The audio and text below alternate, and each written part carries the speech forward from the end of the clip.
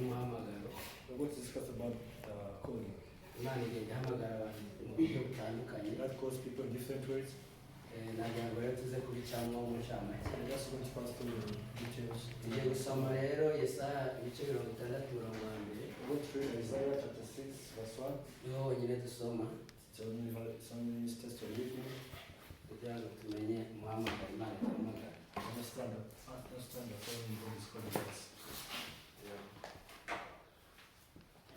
Some Ikinyarwanda ubwo n'Icyongereza barasoma. Yesaya ibice 60 umurongo wa mbere. Isaiah chapter 60 verse 1. Mu Kinyarwanda hari ijambo rivuga ngo byuka urabagirane kuko umucyo wawe uje kandi ubwiza bw'Uwiteka bukaba bukurasiye. Naje mu Cyongereza ngo dusome. Arise, shine, from your light has come, and the glory of the Lord rises upon you. Amen. Turi kuganira kuri iyi topic ya destiny and by the design. We're discussing about this topic of destiny and design. Ikinyarwanda. Uko waremwe n'icyo waremwe. Destiny and design. No kuvuga ngo nimugoroba nabajije abana. In the evening, he has the children. Baje baranyegera. The children came around here. Naje babaza ikibazo nabaza ngo waremwe gute. He asked them the question and said, "What's your design?" Umutoya. The little one. Yambwiye ngo banshyizeho ngo utuzuru. He said, amaboko. They gave me the nose, amatwi, the ears. Turaseka. Then he laughed. Noneho umukuru aravuga ngo Then the older said, ni Imana yandemye ikoresheje ababyeyi bawe. God is the one who created me using my parents. Rero turi kuganira kuri ibyo ngibyo. So we're discussing all about that. Hari intumbero dufite mbere y'uko dupfa. There is a destiny that you have before you die. Icyo cyerekezo iyo utakizi, So we don't know about that destiny. utakaza umuhamagaro wawe. And you lose your calling. Ese wahamagariwe gukora iki?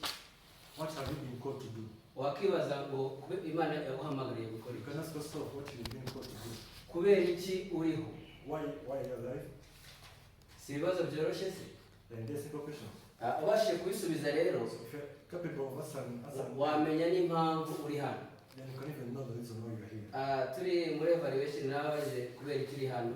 In the evaluation, he asked you then why you're here. Bamwe baransubiza, Someone answered, ariko turi hano kubera Imana. but we're here because of you. Noneho hari ikibazo kivuga ngo ni iki kiyobora ubuzima bwawe? There's another question that what leads your life? What controls your life?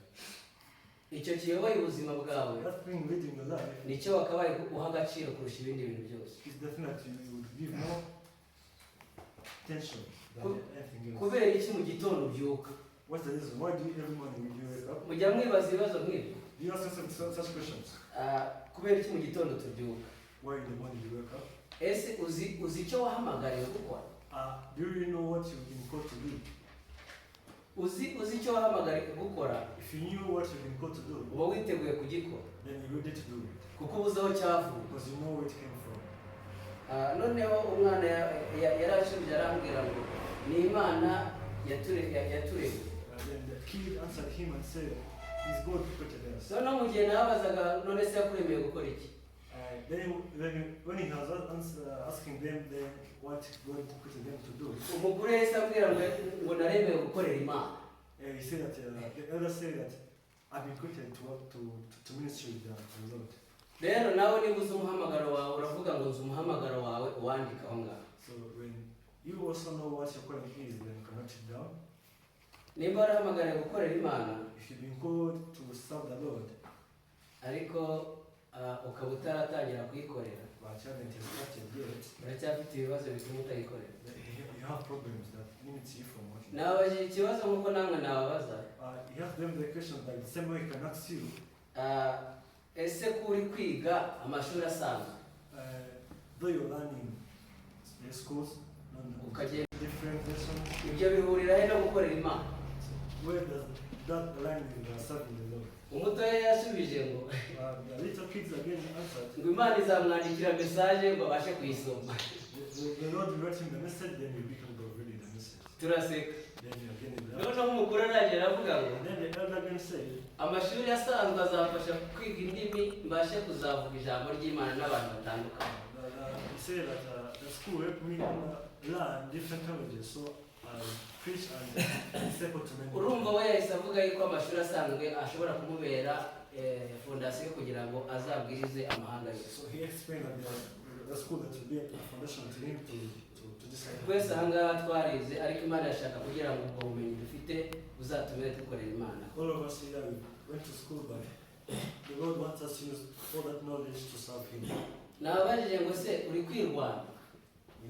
Kwirwanya. I heard them say that I'm fighting the souls. Mu gihe nabwira ngo kwirwanya na bose ntabwo bamenye icyo cyase. When he said that I'm fighting your soul, they didn't really understand what he was meaning. Kwirwanya umuntu yirwanya iyo Imana iri kumuhamagarira gukora ikintu ariko we akaba hari ikindi ashaka. So fighting your soul, when God is calling you for something, then also you wanting something else. Mu by'ukuri ujya kwiga hari ibyo ushaka. So when you go to school, there's something new you want. Hari n'ibyo ababyeyi bagutegeka kugira ngo uzabe byo. So even there's some parents who give you some, they really want you to be. Hari n'abo inshuti zawe zikubwira ngo ukore iki. Also friends giving you ideas for what you can be. Ibyo bintu byose ugasanga biguhuriyeho. And all that combines your soul. Uri kumva ijwi ry'Imana? Are you listening to God's voice? Ukumva n'ijwi ry'ababyeyi? Are you listening to parents' voice? Warangiza ukagira n'inshuti zikuba hafi zikubwira ngo ibi nibyo biri ku isoko ry'umuntu. And also having those near friends close to you telling what is really necessary. Ibyo rero bigatuma umuntu ari kurwana n'ibyo bintu byose. Though that causes you to fight your soul. Ariko ijambo ryavuze ngo arise and shine. But the word says that rise and shine. Iyo bavuze ngo byuka urabagirane. When they say rise and shine, ni uguhaguruka ukajya mu muhamagaro wawe. it's standing up and what you're calling. Iyo bavuze kubyuka ni ukuvuga ngo hari aho warusinziriye. When they say wake up, it's because there is somewhere you've been laying. Bishatse kuvuga ngo rero Imana iragusaba kugira ngo ubyuke nurangiza urabagiranire ko ishaka ariko wawe. Meaning that the Lord wants you to wake up and then start operating His calling. Nabajije abo bana barangije ndababwira none se ari abo bose ari Imana ikubwiye ari n'ababyeyi bawe ari n'inshuti zawe n'ibyo nawe ushaka wahitamo iki? So again, ask the children that between what the parents want from you, your friends, and yourself, this is what God wants from you.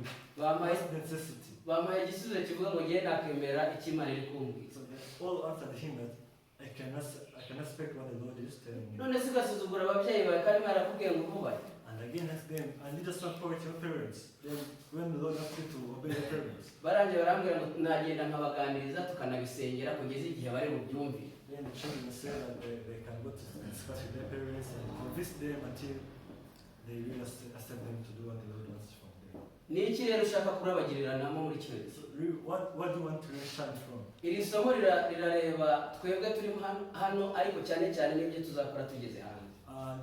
This topic is concerning very much what you're doing here, but also very much what we do next when we go. Ahanini nani dutakaza umuhamagaro Imana yaduhaye. Often we lose our calling of God.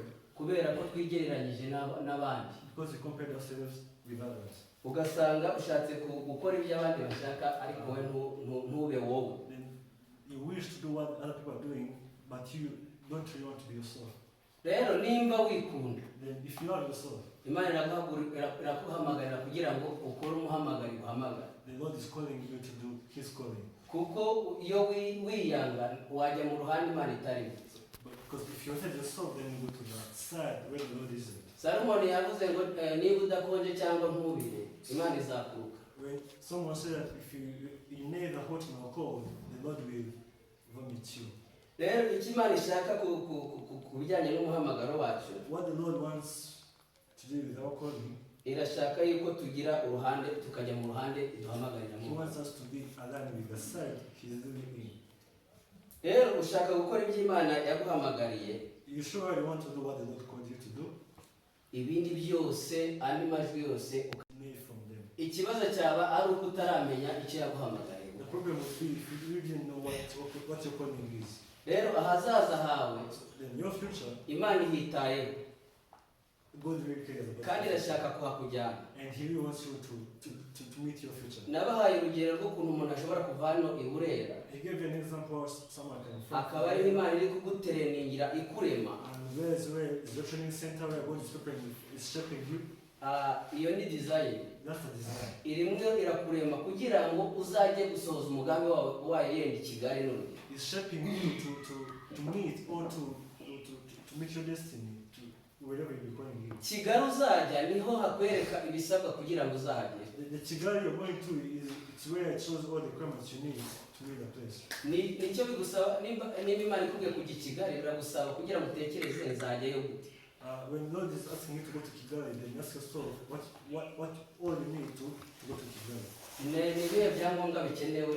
What are the documents needed? Ni ayahe mafaranga akenewe How much is needed kugira ngo uzagere i Kigali Imana iri kumuhamagarira kujya? for me to reach Kigali where the Lord is calling me to be? Icyerekezo rero cy'aho Imana itujyana So the direction where the God is taking us, nicyo gituma twebwe turushaho kureba icyo tugomba gukora.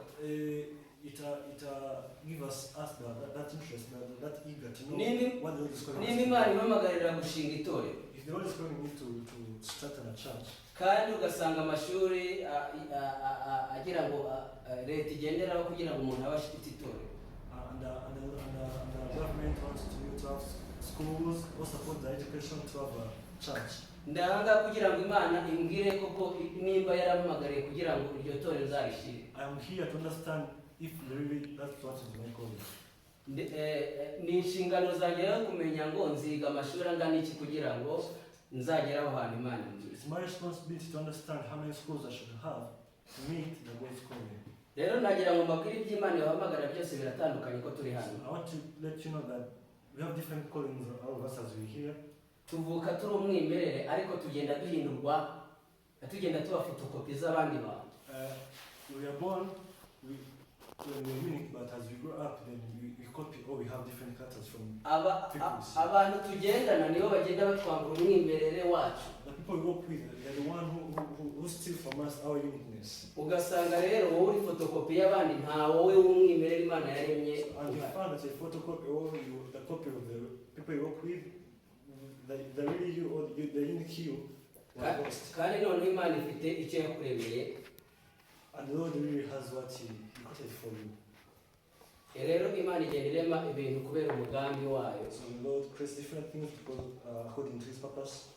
Ntukisanishe n'undi muntu rero kubera yuko Imana hari umwimerere wawe uyu munsi niwe Don't ushaka compare yourself to anyone else because you have your unique purpose upon you. usanga umwana w'umufundi akura azaba umufundi.